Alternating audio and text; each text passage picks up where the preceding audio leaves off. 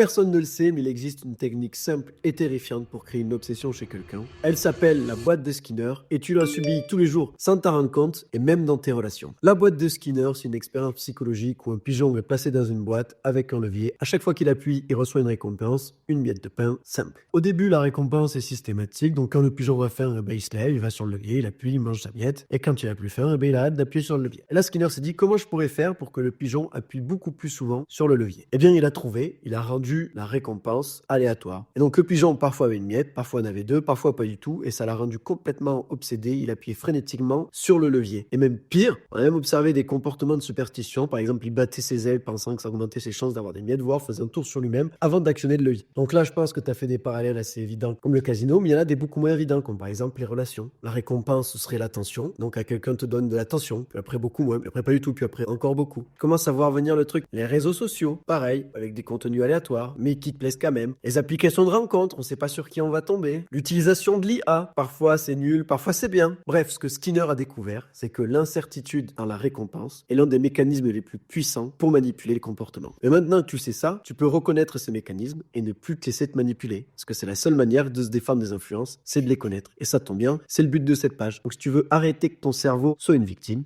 t'as juste à t'abonner.